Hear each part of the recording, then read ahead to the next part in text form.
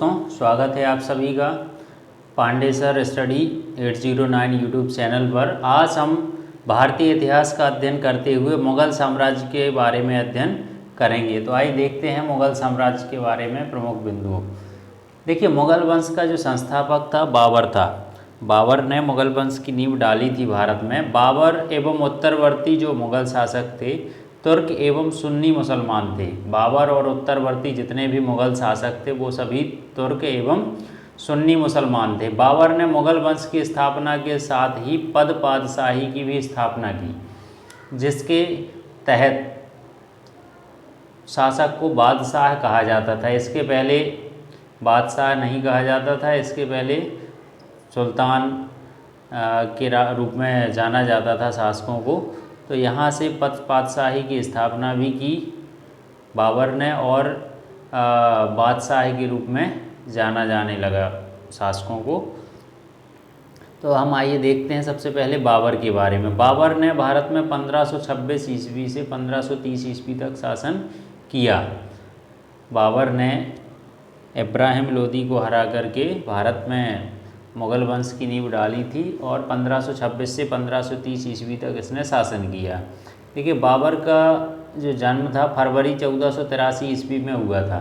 बाबर का जन्म फरवरी 1483 ईस्वी में हुआ था और इसके पिता उमर शेख मिर्ज़ा, इनके पिता का क्या नाम था? उमर शेख मिर्ज़ा। ये फरगना नामक छोटे राज्य के शासक थे। बाबर के पिताजी उमर शेख मिर्ज़ा फरगना नामक छोटे राज्य के शासक थे।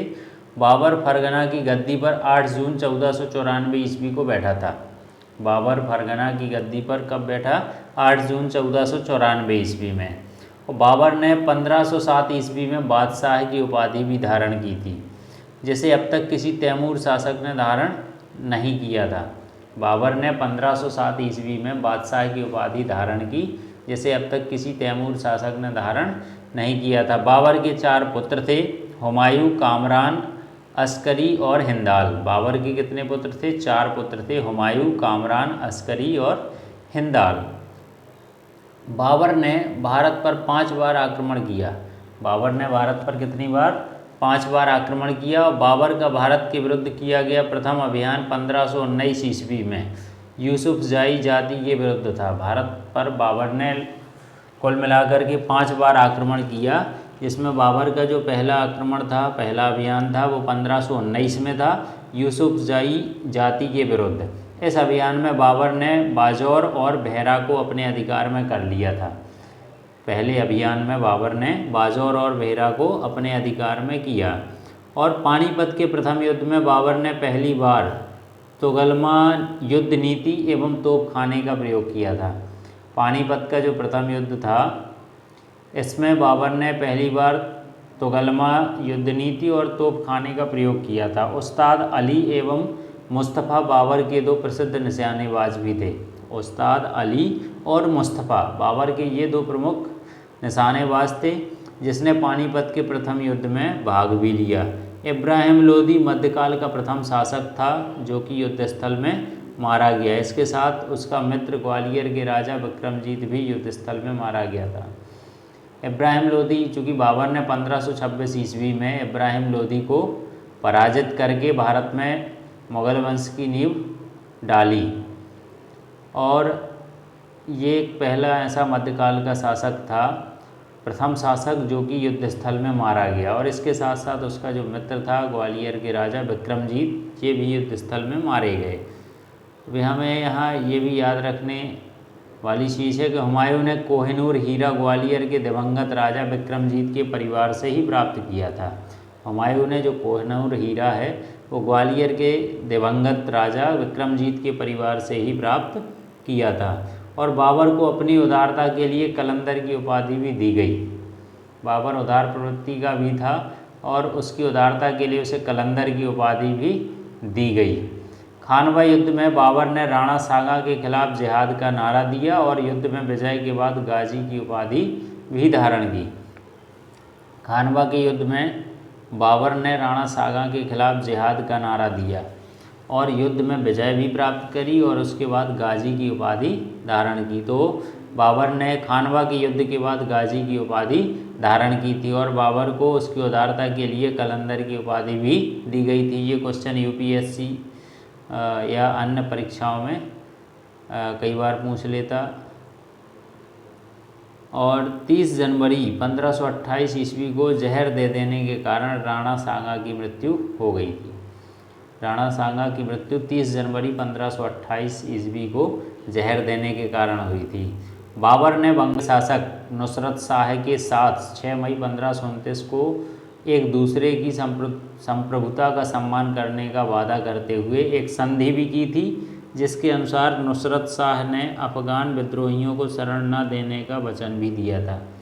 बाबर ने बंगाल के शासक नुसरत शाह के साथ 6 मई 1529 को एक दूसरे की संप्रभुता का सम्मान करने का एक वादा किया और एक संधि भी की, जिसके अनुसार नुसरत शाह ने अफगान विद्रोहियों को शरण न देने का वचन भी दिया। करीब लगभग 48 वर्ष की आयु में 26 दिसंबर 1530 ईस्वी को आगरा में बाबर की मृत्यु हो गई। लगभग 48 वर्ष की आयु में 26 दिसंबर 1530 ईस्वी को आगरा में बाबर की मृत्यु हो गई। प्रारंभ में बाबर के शव को आगरा में आराम बाग में दफनाया गया। पहले बाबर के शव को आगरा के आराम बाग में दफनाया गया, बाद में काबुल में उसके द्वारा चुने गए स्थान पर दफनाया गया। पहले आगरा में ही उसके शव को आराम बाग में दफनाया गया, इसके बाद काबुल में उसके द्वारा चुने हुए स्थान पर दफनाया गया। बाबर की मातृभाषा तुर्की थी, लेकिन बाबर की जो मातृभाषा थी वो तुर्की थी, लेकिन वह अरबी और फारसी का भी अच्छा ज्ञाता था। बाबर ने अपनी आत्मकथा बाबरनामा, जो कि तुर्की में है, इसकी रचना की, जिसका अनुवाद बाद में फारसी भाषा में अब्दुल रहीम खाना ने किया। और अपनी आत्मकथा में बाबर ने औपचारिक बागों की योजनाओं और उनके बनाने में अपनी रुचि का भी वर्णन किया। औपचारिक बागों की योजनाएं और उनको बनाने में अपनी रुचि का वर्णन किया। अक्सर ये बाग दीवार से घिरे होते थे तथा कृत्रिम नहरों द्वारा 4 भागों में विभाजित आयताकार अहाते में स्थित थे।